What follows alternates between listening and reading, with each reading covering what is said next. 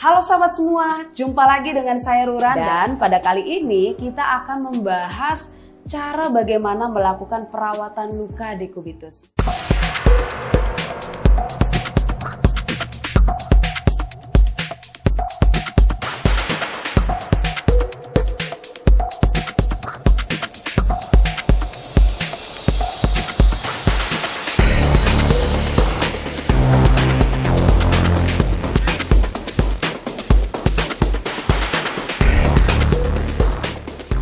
Luka dekubitus dapat terjadi pada daerah-daerah yang sering tertekan, khususnya pada seseorang yang memang harus tiara baring lama ya, jadi nggak bisa bergerak sama sekali karena ada gangguan pada syaraf. Contohnya pada pasien stroke atau mungkin karena tiba-tiba terjadi kecelakaan dan terjadi benturan pada kepala dan juga daerah leher misalnya.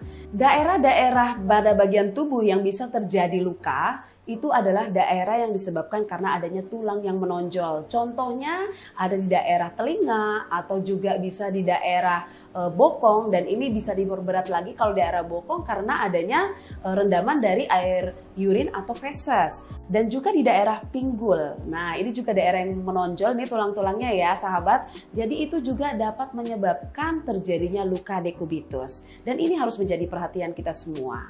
Selain karena tiara baring yang lama, kemudian karena adanya tulang yang menonjol tadi, juga dapat disebabkan karena adanya alas tempat tidur yang keras. Berikutnya yang perlu kita perhatikan itu adalah kondisi tubuh ya. Pada pasien-pasien dengan kurang nutrisi itu juga akan menyebabkan kerusakan pada kulit. Dan yang berikutnya juga yang akan memperberat adalah kondisi pada saat pasien tersebut dalam keadaan lansia ya, karena memang kulitnya mudah rapuh sehingga kalau terendam oleh air urin, kemudian itu juga terjadi tekanan terus-menerus, itu akan menyebabkan lebih cepat rusak pada kondisi permukaan kulitnya.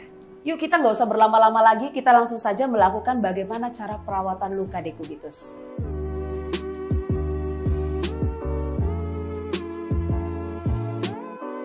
Nah, kalau kita lihat di sini ada dua jenis nih, ada yang kemerahan dan juga ada yang sudah terbuka ya. Jadi kalau seperti ini sudah banyak bagiannya yang hilang.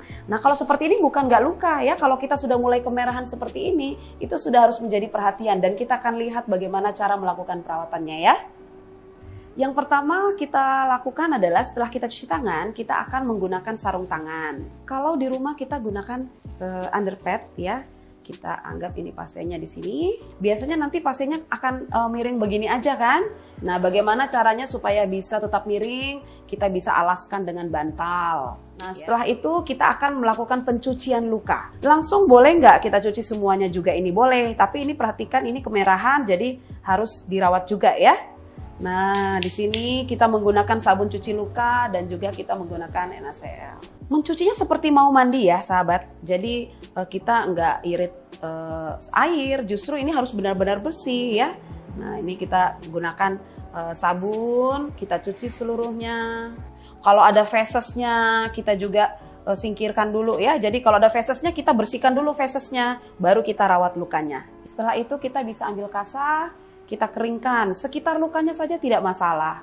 Di sini ya daerahnya semua kemerahan, jadi kulitnya masih utuh ya, tapi dia mulai kemerahan. Ini nggak apa-apa, kita keringkan aja sama dengan kulit yang lainnya. Sekarang kita buang dulu sarung tangan kita ya. Untuk pencucian lukanya gampang ya. Sekarang kita akan mengukur lukanya ya. Jadi kita akan menggunakan penggaris luka. Ini saya sudah tulis nih, contohnya ya, nama pasiennya Nyonya Matahari, 62 tahun. Nah, satu Romawi ini adalah perawatan luka yang pertama. Pada saat kita melakukan pengukuran seperti ini, lebih baik lagi kalau kita foto. Nah, pada saat kita memoto, turunkan penggarisnya, kemudian kita foto ya. Baik, sekarang kita akan melakukan perawatan luka yang pertama ya, daerah yang tadi kemerahan itu. Gampang banget, kita cuma menggunakan satu jenis produk aja ya. Jadi kita gunakan foam ya, dalam ini saya gunakan Opticell. Ini kita pakai secukupnya aja, jadi sesuai dengan daerah yang kemerahan. Kita jadi gunting secukupnya.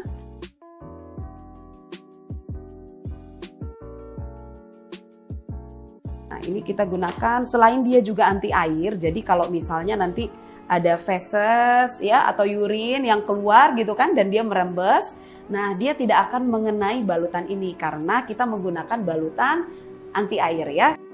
Nah, kita lihat di sini, kita bisa ukur saja ya, segini bisa. Nah, nanti kita buat 2. Pastikan sebelum ditempelkan kulit di sekitarnya sudah kering. Makanya tadi kita sudah keringkan dengan kasa ya. Nah, jadi supaya ini menempel karena plester bening ini tidak mampu menempel apabila terjadi permukaannya itu basah gitu ya. Jadi harus benar-benar kering. Oke, selesai.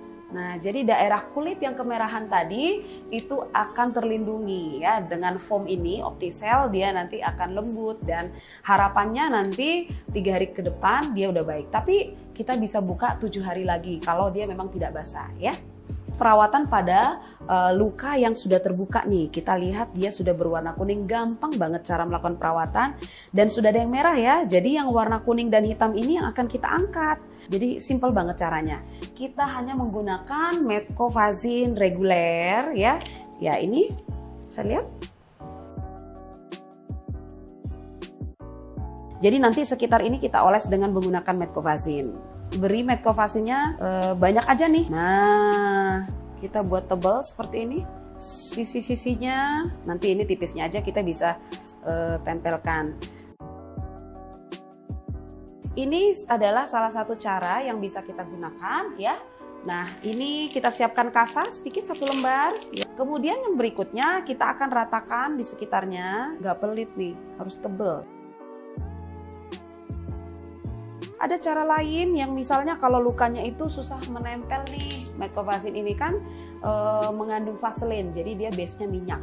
Tapi dioleskan ke luka mungkin sudah banyak yang berwarna merah, jadi dia licin. Jadi kita bisa menggunakan cara seperti ini. Ya, Metcovazine-nya kita letakkan di permukaan kasa. Jadi ini nanti bisa langsung ditempelkan pada luka. Tapi syaratnya harus tebal ya. Oke, ini sekarang kita tutupkan. Sini saya menggunakan Protacell Basic. Seperti biasa kita ukur dulu kira-kira berapa nih karena ini daerah lipatan, jadi dipastikan benar-benar plesternya menempel. Setelah menempel dengan baik, nah kita butuh lagi untuk anti airnya nih ya. Sehingga bisa kita lapisi dulu dengan menggunakan transparan film ya anti air untuk dia bisa tercover. Menutup lukanya agar lebih empuk lagi, kita menggunakan penyerap, bisa dengan pampers bayi nih.